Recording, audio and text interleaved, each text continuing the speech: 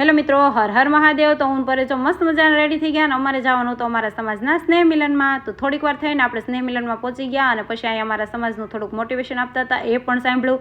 અને પછી જો અહીંયા બાળકોના નંબર આવેલા હોય, પહેલા બીજો ને ત્રીજો, તો બધાને ચોપડા અને બેગ ને એવું બધું આપતા હતા। અને પછી તો છે ને આપણે સમાજમાં સ્નેહ મિલન હોય ને ત્યારે આપણે ભેગા થાય ને ત્યારે આપણને ખ્યાલ આવે કે આપણો સમાજ કેવડો છે, બધા ભેગા થાય ને ત્યારે ખ્યાલ આવે। ને પછી અહીં જો નાનકડી અમથી બેબી પિતા વિશે 2 શબ્દો બોલતી હતી, તમે પણ સાંભળો। પિતાની હાજરી સૂરજ જેવી છે। સૂરજ ગરમ જરૂર થાય છે, પણ તે ના હોય તો અંધકાર છવાઈ જાય છે।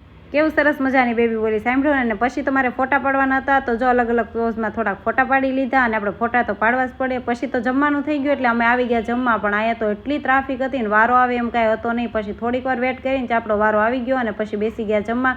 ત્યાં તો જો અમારા સમાજના ઇન્સ્પેક્ટર સાહેબ મળી ગયા પરેશને। અને પછી તો અહીંયા હાથી હતો, તો નિત્યમ કે મારે તો હાથી ઉપર બેહીને ફોટો પાડવો છે, તેનો ફોટો પાડી લીધો ને પછી આપણે નીકળી ગયા ઘર સાઈડ। Bye bye.